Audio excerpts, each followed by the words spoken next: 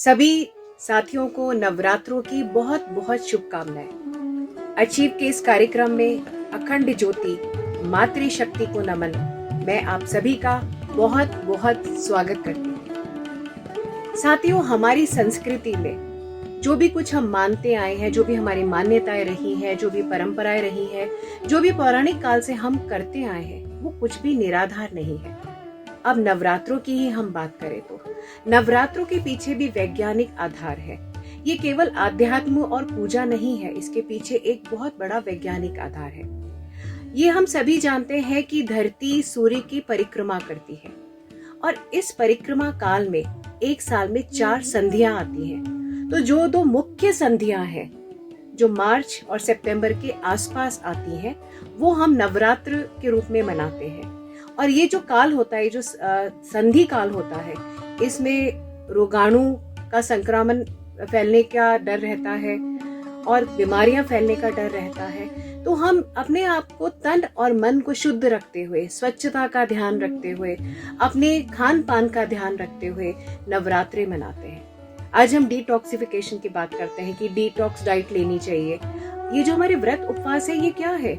ये अपने आप को डिटॉक्सिफाई करना है। डिटॉक्सिफाई से ऊपर अपने आप को शुद्ध करना है, तन को शुद्ध करना है, मन को शुद्ध करना है, वातावरण को शुद्ध करना है। जब हम खान पान में फलाहार लेते हैं, पानी अधिक पीते हैं, हम अपने जो घर का वातावरण है वो हवन से, अघ्यारी से शुद्ध करते हैं, कपूर जलाते हैं, तो इससे पूरे घर की वातावरण की शुद्धि होती है। साथ ही हम स्वस्थ रहते हैं। तो तन और मन को शुद्ध रखना है नवरात्र, और इसका आध्यात्मिक पहलू है वो तो आप सब जानते ही हैं और इस पे हम आगे चर्चा भी करेंगे।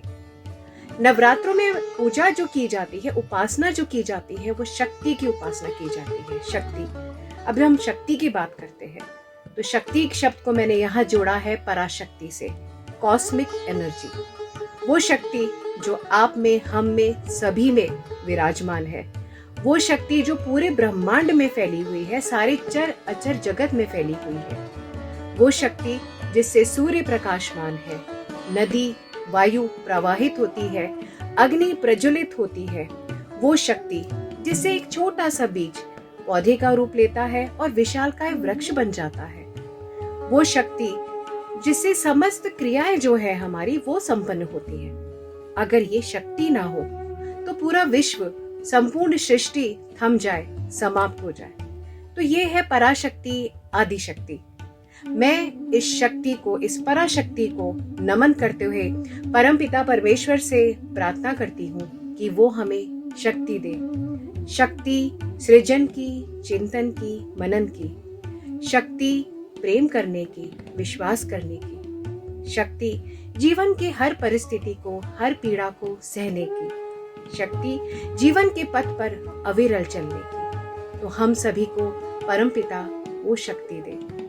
अब हम बात करते हैं कि शक्ति की जो हम नवरात्रों में पूजा करते हैं, या शक्ति के जिन रूपों की हम पूजा करते हैं, जो करते आए हैं हम, तो ये तो हमारी भारतीय जो संस्कृति है उसका एक बहुत अद्भुत और बहुत सुंदर रूप है। हम यहाँ शक्ति को मानते आए हैं देवी के रूप में। देवी के रूप में उसका मैनिफेस्टेशन किया है, नारी के रूप में, मातृशक्ति के रूप में।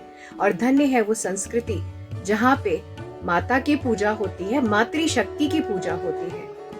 आज विश्व फेमिनिज्म की बात करता है, नारी को स्वतंत्रता देने की बात करता है, उनको बराबरी का अधिकार देने की बात करता है।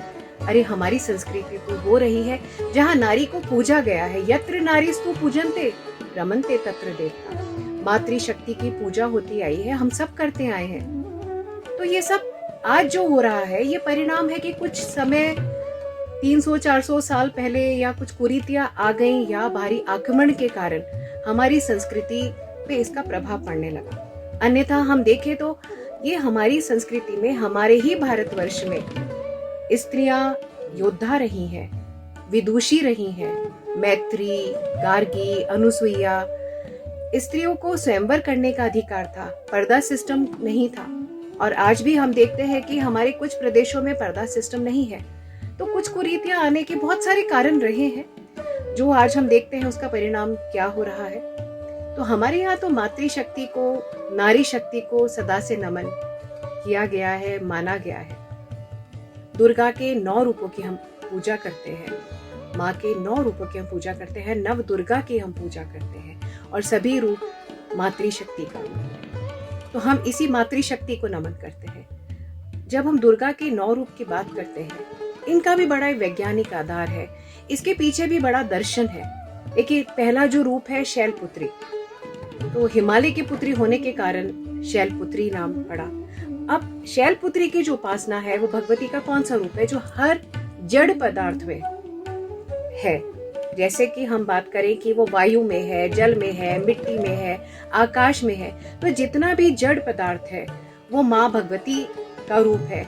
और जब हम शैलपुत्री की उपासना करते हैं तो हम उस जड़ पदार्थ की उपासना करते हैं। और इसका हमें मिलता भी है ना प्रमाण कि हम पेड़ों की पूजा करते हैं, हम पदार्थों की पूजा करते हैं, जैसे हम नदियों की पूजा करते हैं, हम पहाड़ों की पूजा करते हैं, हम पत्थरों की पूजा करते हैं।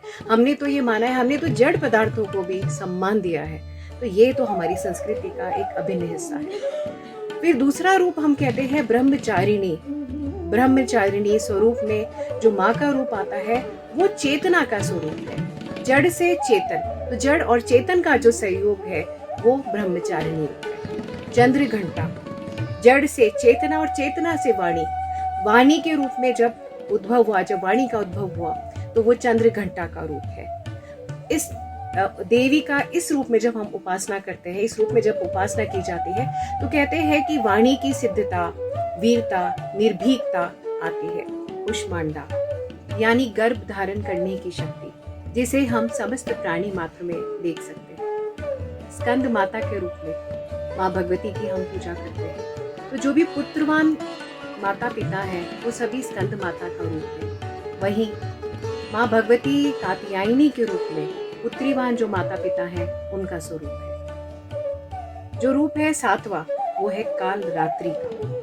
काल रात्रि मतलब मृत्यु को प्राप्त होते हैं जो सभी जीव, चाहे वो जड़ हो चाहे चेतन हो, सारे पदार्थ काल रात्रि को यानी मृत्यु को प्राप्त होते हैं। जो रूप माँ का है जिसे हम कहते हैं महागौरी, तपस्या साधना करने की शक्ति, वो शक्ति जिससे हम एक साधक जो है, साधक के रूप में हम माँ गौरी की उपासना करते हैं। और जो तपस्या करके, साधना करके जो सिद्धियां प्राप्त होती हैं वो है सिद्धिदात्री का रूप, यानी यहाँ साधक सिद्ध हो जाता है। तो ये जो 9 रूपों की उपासना है, इससे हम अपने चक्रों को जागृत करते हैं, हम मन की तन की शुद्धता करते हैं, हम आध्यात्मिक रूप से प्रकृति से जुड़ते हैं, तो और वैज्ञानिक रूप से हम अपने तन का, स्वास्थ्य का ध्यान भी रखते हैं। तो ये तो है नवरात्रि की विशेषता। अब हम बात करते हैं कि जो हमारा कार्यक्रम है अखंड ज्योति मातृशक्ति को नमन, इसमें हम आपको गीतों से, कविताओं से और कुछ चर्चा से बात करेंगे नवरात्रों की महिमा की, नवरात्रों के साथ मातृशक्ति की, नारी शक्ति की महिमा की। तो मेरे साथ देखते रहिए कार्यक्रम अखंड ज्योति मातृशक्ति को नमन। मातृशक्ति नवरात्रि नवदुर्गा पावन बेला पर आप सबको मेरी तरफ से बहुत बहुत शुभकामनाएं।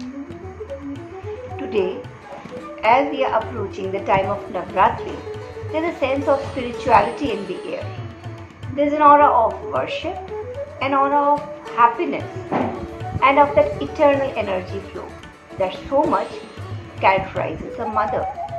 और सच भी है, जब हम बात करते हैं मातृशक्ति की, माँ दुर्गा की आराधना की, तो उसका एक व्यापक, एक वृहद स्वरूप यह भी है, मातृत्व का स्वरूप। 9 दिन माँ की आराधना की और 9 महीने एक माँ की आंखों में झिलमिलाते स्वप्नों के, वो जो निरंतर घर में ऊर्जा को प्रस्फुटित करती है, वो जो हंसते खिलखिलाते घर में प्रेम की लौ को प्रज्वलित करती है, वो जो अपने अंदर पुलकित होते जीवन को अपनी सांस से, श्वास से, रक्त से सींचती है। वो एक माँ ही है जो एक संतान को अपनी हर घड़ी, हर सांस, हर पल में जीती है। Actually, the 9 days of Navratri worship, they correlate to the 9 months that a blossoming life spends in a mother's womb. So during Navratri, our consciousness moves. It moves from the negativity, from the darkness of tamas towards sattva, the purity of awakening. अज्ञान के अंधकार से प्रकाश के उजाले की ओर। यह एक निरंतर यात्रा है, एक अथक यात्रा है, एक अनंत यात्रा है, और यह यात्रा किसी साधना से कम नहीं। तो जब मातृत्व की हम बात करें, क्या वह किसी साधना से कम है? यह मातृत्व ही तो है जो एक नन्हे कपोल को अपने आंचल की छाव में लेकर उसे जीवन की चुनौतियों को, उसके जीवन की चुनौतियों को फेस करना सिखाती है। उसके सुकोमल कंधों को इतना मजबूत बनाती है कि वह जीवन के अंधड़ बड़े आंधियों को मजबूती से झेल सके। उसे ये बताना कि जीवन बेहद खूबसूरत है, बशर्ते हम उस खूबसूरती को पहचान सकें। The journey begins with getting rid of all the negative qualities that characterizes Kali and acquiring all the divine, the virtuous qualities that characterize Lakshmi। यह मातृशक्ति का एक विराट स्वरूप है, जिसे हम कहते हैं मातृत्व का स्वरूप, माँ दुर्गा का विराट स्वरूप। And I am a proud mother of 2 young beautiful girls. Thank you. नमस्कार दोस्तों। माँ एक ऐसा शब्द है जो अपने आप में पूरे संसार को, पूरे ब्रह्मांड को समेटे हुए है, और मुझे नहीं लगता कि शायद किसी भी शब्द में हम इसके अर्थ को बयां कर सकते हैं। एकमात्र संगीत ही ऐसा माध्यम है जिसके ज़रिए हम इसके अर्थ को एक्सप्रेस कर सकते हैं। तो यही एक छोटा सा प्रयास मैंने किया है इस गीत के थ्रू, जिसका नाम है माँ के कमरे में, और इसको लिखा है मेरे बहुत ही प्रिय दोस्त, बहुत ही टैलेंटेड डॉक्टर भव्य सोनी ने, और इसको कंपोज़ किया है मैंने राग किरवानी पे। तो मैं देवव्रत भट्ट मातृशक्ति को नमन करते हुए आप सबके सामने ये गीत प्रस्तुत करता हूँ।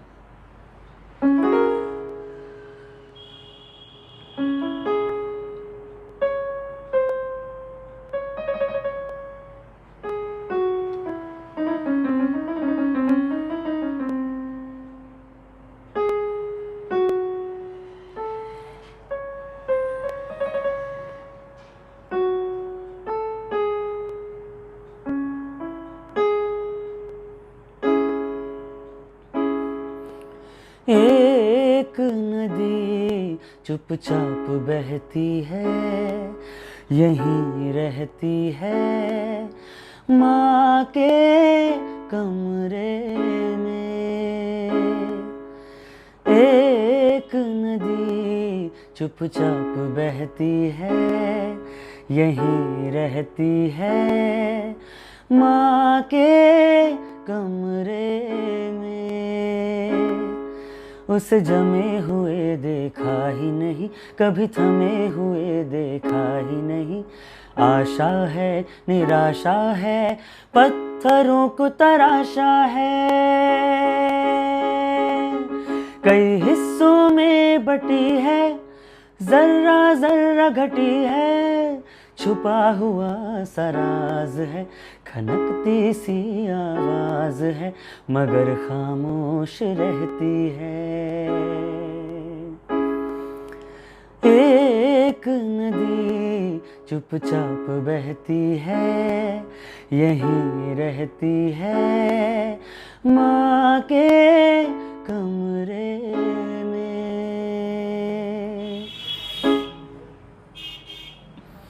तो उम्मीद करता हूँ आप सब लोगों के दिल तक पहुँचा होगा। बहुत बहुत शुक्रिया। अचीव संस्था द्वारा आयोजित अखंड ज्योति कार्यक्रम के सभी दर्शकों को रोहित कृष्णनंदन का प्रणाम। सबसे पहले मैं साधुवाद देना चाहूँगा अचीव संस्था के संस्थापक डॉक्टर देवव्रत शर्मा जी और अनुपमा जी का, जिन्होंने इस सार्थक कार्यक्रम की नींव रखी, क्योंकि आधारशिला किसी कार्यक्रम की रखना बहुत बड़ी बात है। अब मैं अपनी बात आरंभ करता हूँ कि जैसा कि हमारे वरिष्ठ कवि कुल के गौरव जयशंकर प्रसाद जी ने लिखा है कि नारी तुम केवल श्रद्धा हो। जब इस कोरोना महामारी का जो ये भयानक दौर चल रहा है, इसमें नारी शक्ति के लिए यह श्रद्धा और बढ़ गई है, क्योंकि न केवल नारी शक्ति ने घर परिवार को संभाला है, बल्कि एक डॉक्टर के रूप में, एक नर्स के रूप में, एक प्रशासनिक अधिकारी के रूप में देश को संभाला है, देश के लिए अपना अनमोल योगदान दिया है। हमारे देश में नारी को देवी का दर्जा दिया जाता है, लेकिन कहीं ना कहीं हमें कुछ कड़वे तथ्य भी सुनने पड़ेंगे, कुछ कड़वे सच भी हमें अनुभव करने पड़ रहे हैं, क्योंकि हर 16 मिनट में भारत में एक महिला के साथ बलात्कार होता है। यूएन इंडिया की रिपोर्ट के अनुसार आधे से ज़्यादा जो महिलाएं हैं वो आर्थिक रूप से भी कमज़ोर हैं।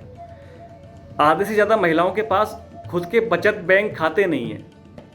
ये भी एक गंभीर स्थिति है।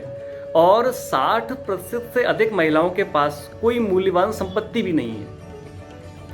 हालांकि यह स्थिति अब धीरे धीरे बदल रही है, लेकिन अगर गौर किया जाए तो 2019 की अपेक्षा वर्तमान समय तक नारी संबंधी अपराधों में 7.3% की बढ़ोतरी हुई है। स्थिति गंभीर है, लेकिन स्थिति को ठीक किया जा सकता है। इसके लिए हमें सम्मिलित रूप से प्रयास करने पड़ेंगे। अभी बहुत कुछ बदलना बाकी है। मुझे ममता पंडित जी की चंद पंक्तियां याद आ रही हैं कि वक्त ने करवट ली है, तुमने खुद को पहचाना है। वक्त ने करवट ली है, तुमने खुद को पहचाना है। हर मंजिल पर तेरा परचम, हर महफिल तेरा फसाना है। दिवस की कहानी है पुरानी, अभी हाल ही में हमने महिला दिवस मनाया है। दिवस की कहानी है पुरानी, नारी अब तेरा जमाना है, नारी अब तेरा जमाना है। और इसी के साथ मुझे एक दोहा योगिता जीरन जी का भी याद आ रहा है कि नारी तू तेजस्विनी, नारी तू तेजस्विनी, तेरे शत शत रूप। नारी तू तेजस्विनी, तेरे शत शत रूप। चंडी दुर्गा लक्ष्मी, अद्भुत दिव्य स्वरूप। बस हमें यही इस परिकल्पना को एक सकारात्मक रूप देना है और नारी शक्ति का सम्मान करना है, नारी शक्ति को बढ़ाना है। तभी जाके हमारा परिवार, हमारा देश आगे बढ़ सकेगा। और आखिर में मैं अपने 2 मुक्तक यहाँ पेश करना चाहूँगा। एक मुक्तक माँ के ऊपर है कि जीवन देता है वो, लेकिन जीवन यही बनाती है। जीने की सुंदर परिभाषा माँ ही हमें सिखाती है। आँखों को रोना होता है, यही हमें हंसाती है। सबसे प्यारी शिक्षक है माँ, मंजिल तक पहुँचाती है। माँ, पत्नी, बेटी, हर रूप में नारी मनुष्य को आगे बढ़ाती है। और आखिरी मुक्तक है, मीठी सी बात लब से अपने बोल देती है। एक लड़की जीवन में मोहब्बत घोल देती है। माँ, बीवी और बेटी रूप में मिलकर दौलत जहाँ की नेह से ये तोल देती है।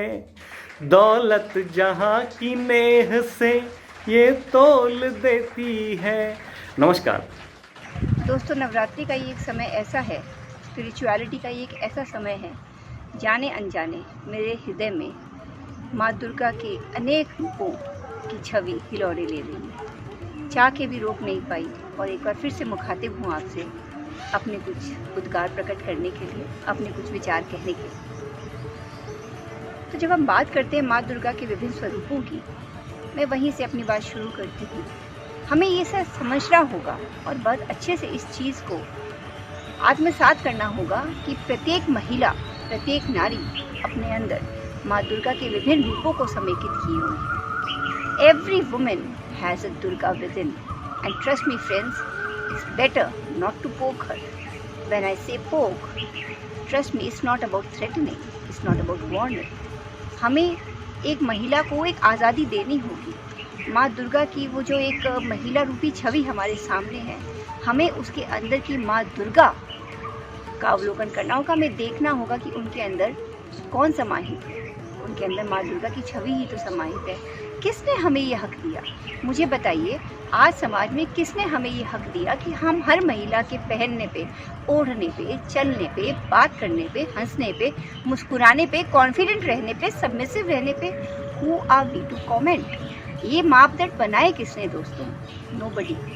So when you understand that she has a Durga within her and we try not to poke her, we have given her that liberty to be herself. उसे कहाँ ज़रूरत है कि वो हर वक्त इस भय में जिए, हर वक्त इतनी इंटिमिडेटेड होके जिए। माँ दुर्गा के जब हम रूपों की बात करते हैं तो she signifies life, she signifies devotion, she signifies sacrifice. It's all about devotion, it's all about religion, it's all about so much of sacrifice, and ultimately it's all about happiness.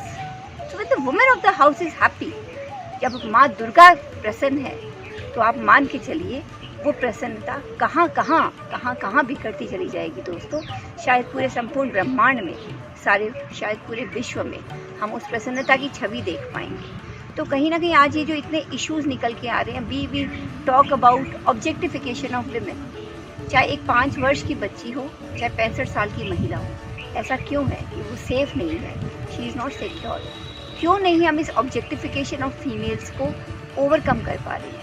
यहाँ पे प्रॉब्लम, यहाँ पे मैलिडी mindset की है। हमें अपनी महिलाओं को, अपनी बच्चियों को ये नहीं सिखाना है कि वो डर के रहें। And I always say that they have to be careful but they don't have to be fearful.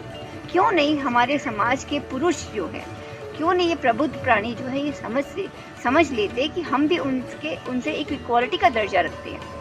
And I again reiterate here, हम जब इक्वालिटी की बात करते हैं, मुझे ये ज़रूरत बिल्कुल महसूस नहीं होती। मैं ये बिल्कुल नहीं चाहूँगी कि मैं कहूँ कि मैं मेरे समकक्ष पुरुष से बढ़कर हूँ। नहीं, मैं बढ़कर नहीं हूँ। उस पुरुष का, एक पुरुष विशेष श्रेणी का इस समाज में एक अलग तबका है, उनकी एक अलग ज़रूरत है, उनकी एक अलग जगह है। उसी के इक्वलेंट एक महिला की, जो माँ दुर्गा का एक स्वरूप है यहाँ पे, उसकी एक विशिष्ट जगह है। हमें कहीं ज़रूरत नहीं आ रही कि हम उनसे बढ़ चढ़ कर अपने आप को प्रूव करें। हमें कहीं ज़रूरत नहीं आ रही कि हम ये कहें कि हम उनसे बहुत ज़्यादा आगे हैं। नहीं, हम बराबर हैं। हमारी भी जगह उतनी ही है यहाँ पे जितनी उनकी है। अगर ये सृष्टि उनके बिना सर्वाइव नहीं कर सकती तो ट्रस्ट मी डियर फ्रेंड्स, एक महिला के बिना, एक नारी के बिना ये पूरा ब्रह्मांड अधूरा है। पूरे विश्व की पूरी संकल्पना अधूरी है। तो जब हम बात करते हैं नारी के वजूद की, I talk about here when I से तू वजूद की अपने तलब ना कर, तू वजूद के अपने तलब ना कर, हक है तेरा रूह तक सफ़र तो कर। तो एक महिला के वजूद की बात है। और जब हम मातृशक्ति की बात करते हैं, जब हम नवरात्रि की पावन बेला की बात करते हैं, आइए मिलके हम सब माँ दुर्गा के नव स्वरूपों को, प्रत्येक स्वरूप को नमन करें, तहे दिल से प्रणाम करें और इस चीज़ को आत्मसात करें कि प्रत्येक महिला, प्रत्येक नारी अपने आप में माँ दुर्गा के विभिन्न प्रकार के स्वरूपों को समेकित करे हुए है और हमें उसका आदर करना है और हमें उसको नमन करना है।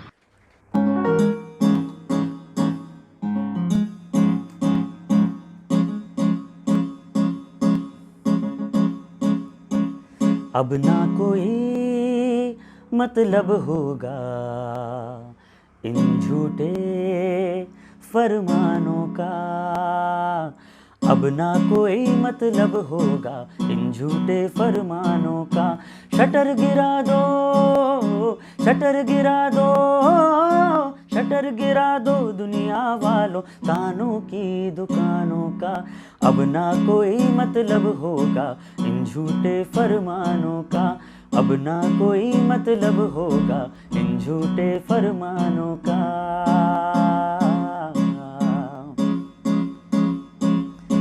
क्या कहना है पहले तो लो, लड़की हो तुम धीरे बोलो, ठीक से बैठो बाल न खोलो। लड़के दोस्त बनाना मत तुम, देर से घर भी आना मत तुम। डीप नेक ये डीप बहुत है, कहने वाला चीप बहुत है। खेल नहीं ये चलने वाला, इज्जत के पैमानों का। खेल नहीं ये चलने वाला इज्जत के पैमानों का। शटर गिरा दो, शटर गिरा दो, शटर गिरा दो दुनिया वालों तानों की दुकानों का। अब ना कोई मतलब होगा इन झूठे फरमानों का, अब ना कोई मतलब होगा इन झूठे फरमानों का।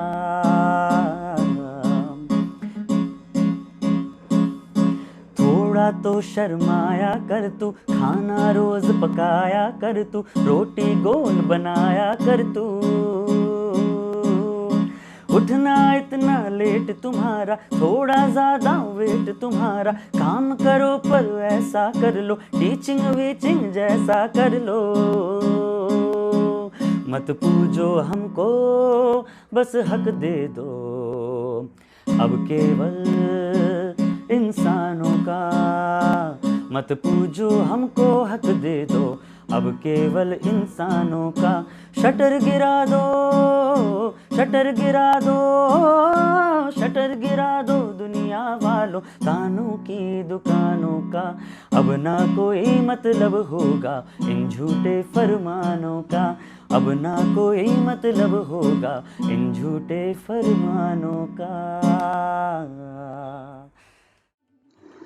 बल, बुद्धि, धन, संपत्ति ये सभी तो हमें सांसारिक भौतिक सुख प्रदान करते हैं, पर जो हमें शक्ति देती है वो है माँ। मातृशक्ति विश्व शक्ति की जननी है, जिसके उद्भव की कथा हमें मिलेगी सैकड़ों साल पहले पुराणों में। राजा दक्ष के घर जन्म लिया बेटी सती ने। जन्म के पूर्व से ही वह भगवान शिव को समर्पित थी। बड़ी होकर पिता की नाराजगी के बावजूद भी उन्होंने शिव के साथ विवाह कर लिया। शिव को अपमानित करने के लिए राजा दक्ष ने उन्हें अपने यज्ञ में आमंत्रित नहीं किया। पति के अपमान से क्रोधित माता सती ने यज्ञ की अग्नि में अपनी आहुति दे दी। व्यथित और अत्यंत क्रोधित शिव सती के मृत शरीर को लेकर उग्र तांडव करने लगे और समस्त सृष्टि में प्रलय छा गया। प्रलय से चिंतित होकर और उसे शांत करने के लिए भगवान विष्णु ने अपने सुदर्शन चक्र से सती के शरीर के टुकड़े कर दिए। जहां जहां पर मां सती के अंग प्रति अंग गिरे वहां स्थापित हुए शक्तिपीठ। धरातल पे यह शक्तिपीठ केवल तीर्थ धाम ही नहीं है, परंतु ब्रह्मांड की समस्त ऊर्जा का केंद्र भी है। कहते हैं आदिशक्ति मां भगवती की परिक्रमा करने से समस्त पापों का नाश होता है और मानव जीवन सफल होता है। यह शक्तिपीठ वह जगह है जहां लोगों ने लंबे समय तक ध्यान तप किया है। वहां संक्रात्मक ऊर्जा और कंपने पाई गई हैं। यूं तो देवी पुराण के अनुसार 51 शक्तिपीठों की स्थापना की गई। यह शक्तिपीठ भारत, पाकिस्तान, श्रीलंका और बांग्लादेश के कई हिस्सों में स्थित है। कुछ महान धार्मिक ग्रंथ जैसे शिव पुराण, देवी भागवत, कल्की पुराण और अष्ट शक्ति के अनुसार 4 प्रमुख आदि शक्तिपीठों को पहचाना गया है। यह है कालीपीठ कालिका देवी कोलकाता में। कोलकाता के काली घाट में माता के बाएं पैर का अंगूठा गिरा था। यह स्थान हुगली नदी के पूर्वी किनारे पर स्थित है। कामगिरी कामाख्या असम में। असम के गुवाहाटी जिले में स्थित नीलांचल पर्वत के कामाख्या स्थान पर माता की योनि का भाग गिरा था। तारा तारिणी देवी रायपुर उड़ीसा में। तारा तारिणी मंदिर को सबसे अधिक सम्मानित शक्तिपीठ माना गया है। कहते हैं यहाँ पे माँ देवी सती के स्तन कुमारी पहाड़ियों पर गिरा था। बड़ा बिरला। यह भारत के उड़ीसा राज्य में पुरी में जगन्नाथ मंदिर परिसर के भीतर स्थित है। कहा जाता है कि यहाँ देवी माता के पैर गिरे थे। आदि शंकराचार्य द्वारा अष्टदास शक्तिपीठ स्तोत्रम में 18 प्रमुख महाशक्तिपीठ बताए गए हैं। वे हैं त्रिकोमाली श्रीलंका, कांची तमिलनाडु, प्रद्युमन पश्चिम बंगाल, चामुंडेश्वरी मैसूर कर्नाटका, जोगलांबा देवी आलमपुर आंध्र प्रदेश, ब्रह्मरामदा देवी श्रीशैलम आंध्र प्रदेश, महालक्ष्मी देवी कोल्हापुर महाराष्ट्र, वीरिका देवी नांदेड़ महाराष्ट्र, महाकाली देवी उज्जैन मध्य प्रदेश, पुरुहातिका देवी पीताम्बरा आंध्र प्रदेश, ज्वालाजी कांगड़ा हिमाचल प्रदेश, त्रिपुर सुंदरी उदयपुर त्रिपुरा, महामाया अमरनाथ जम्मू कश्मीर, गायत्री मणिबंध पुष्कर राजस्थान, महिषमर्दिनी शिवा हरकराय कराची पाकिस्तान, महालक्ष्मी श्री शैल बांग्लादेश, हिंगलांज कराची पाकिस्तान और उमा देवी मिथिला भारत नेपाल सीमा पर स्थित है। मातृशक्ति का भारतीय संस्कृति में सर्वोच्च महत्व है। जीवन का प्रवाह, हमारी प्राण शक्ति का सूत्र मातृशक्ति ही है। ब्रह्मांड के हर तत्व में निहित व हर तत्व की सृजनकर्ता मातृशक्ति ही है। इसलिए हमारे धर्म में मातृशक्ति को सच्चिदानंदमय ब्रह्म स्वरूप भी कहा गया है। इसके बिना किसी भी ईश्वरीय तत्व का उद्भव संभव ही नहीं है। माँ भगवती के नव स्वरूप की अर्चना और साधना का पर्व है नवरात्र। नवरात्रों में अखंड ज्योत जलाई जाती है। कहते हैं, जिस प्रकार विपरीत परिस्थितियों में छोटा सा दीपक अपनी लौ से अंधेरे को दूर भगाता है, उसी प्रकार हम माता की आस्था से अपने जीवन के अंधकार को दूर भगाते हैं। मान्यता के अनुसार दीपक या अग्नि के समक्ष किए गए जप का साधक को 1000 गुना ज्यादा फल प्राप्त होता है।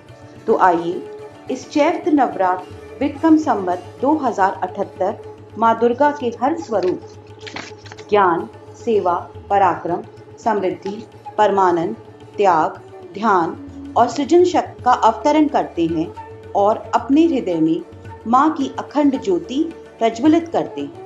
नमस्कार। नमस्कार, आप सभी को नवरात्रि की बहुत बहुत शुभकामनाएं। भारतीय नववर्ष संवत 2078 आप सभी के लिए मंगलदायक रहेगा, ऐसी शुभकामनाओं के साथ मैं जयश्री कंवर उपस्थित हूँ आप सभी के बीच अपने कुछ स्वरचित दोहे एवं एक मुक्तक लेकर। उम्मीद है आपको पसंद आएंगे। सबसे पहले जगत जननी के श्री चरणों में नमन करती हूँ। आज हम सभी प्रार्थना करें, जगत जननी हम सभी में सकारात्मकता भर दे और ये संसार बहुत खूबसूरत बन जाए। सबसे पहले मैं एक मुक्तक पेश करना चाहूँगी, जिसमें मैंने बताया है कि शुभ घड़ी नवरात्रि की शक्ति संधान करने के लिए बहुत ही अच्छी है और हम सभी मातेश्वरी की प्रार्थना करें, अपने जीवन को खूबसूरत बनाएं। तो सुनिएगा। लो आ गई है शुभ घड़ी, आराधना कर ले सभी। लो आ गई है शुभ घड़ी, आराधना कर ले सभी। अनमोल पल है शक्ति की, हम साधना कर ले सभी। लो आ गई है शुभ घड़ी, आराधना कर ले सभी। अनमोल पल है शक्ति की, हम साधना कर ले सभी। और होता क्या है कि हम अपने जीवन में इतना व्यस्त हो जाते हैं कि हम अपने भीतर देखना बंद कर देते हैं। तो सुनेगा। बहुत दिन से निज हृदय में झांक हम पाए नहीं है। बहुत दिन से निज हृदय में झांक हम पाए नहीं है। शुद्ध मन की दीप माला हम जला पाए नहीं है। बहुत दिन से निज हृदय में झांक हम पाए नहीं है। शुद्ध मन की दीप माला हम जला पाए नहीं है। तो अब क्या करना चाहिए? तो कलुष धोकर आज अपना, कलुष धोकर आज अपना, शुभ भावना भर ले सभी, हो कलुष धोकर आज अपना, शुभ भावना भर ले सभी। आ गई है शुभ घड़ी, आराधना कर ले सभी, लो आ गई है शुभ घड़ी, आराधना कर ले सभी। अनमोल पल है शक्ति की, हम साधना कर ले सभी। तो दोस्तों, ये था मेरा मुक्तक। मातेश्वरी की अखंड ज्योति जो हम जलाते हैं वो हमारी आती जाती सांस है, जो कि अखंड है, एक पल भी रुकती नहीं है। तो दोस्तों, संसार की सृष्टि की सूत्रधारिणी नारी शक्ति को समर्पित एक मेरा दोहा आप सुनिए, जिसमें मैंने ये भावना अभिव्यक्त की है कि हमारी ही सांसें माँ की अखंड ज्योति है और इसीलिए हमें मातृशक्ति के प्रति सम्मान रखना चाहिए। स्त्री जाति के प्रति हमारे मन में एक गरिमा एवं आदर की भावना होनी चाहिए। तो सुनिएगा। नारी तू नारायणी, नारी तू नारायणी, शक्ति रूप प्रचंड, नारी तू नारायणी, शक्ति रूप प्रचंड, आती जाती सांस है माँ की ज्योति अखंड, नारी तू नारायणी, शक्ति रूप प्रचंड, आती जाती सांस है माँ की ज्योति अखंड, नारी तू नारायणी। और मेरा दूसरा जो दोहा है वो सुनेगा। उसमें मैंने एक कोशिश की है ये बताने की कि हम सभी को अपना मन निर्मल रखना चाहिए। जब तक मन निर्मल नहीं होगा, मातेश्वरी की आराधना संपूर्ण नहीं हो पाएगी। शक्ति की आराधना करे सभी नर नार, शक्ति की आराधना करे सभी नर नार, शुद्ध करे मन भावना, निर्मल होत विचार, शक्ति की आराधना। कृपा करो माता सदा, कृपा करो माता सदा, दुर्गा शारद रूप, कृपा करो माता सदा, दुर्गा शारद रूप, समरसता मन में रहे, मिले छाव या धूप, कृपा करो माता सदा, दुर्गा शारद रूप, समरसता मन में रहे, मिले छाव या धूप। और दोस्तों, जो अगला दोहा है उसमें मैंने यह बताया है कि मातेश्वरी कण कण में व्याप्त है। जड़ में, जगत में, जड़ चैतन्य सभी में मातेश्वरी विद्यमान है। सागर नदी या सरवर हो, चाहे गहरे कूप, सागर नदी या सरवर हो, चाहे गहरे कूप, कुदरत की अनुपम छटा है माता का रूप।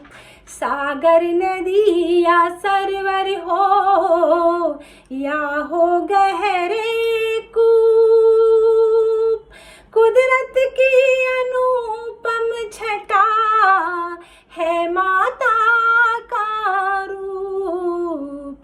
सागर नदी या सरवर हो। तो दोस्तों, ये थे मेरे कुछ दोहे एवं एक मुक्तक। अखंड ज्योति मातृशक्ति को नमन।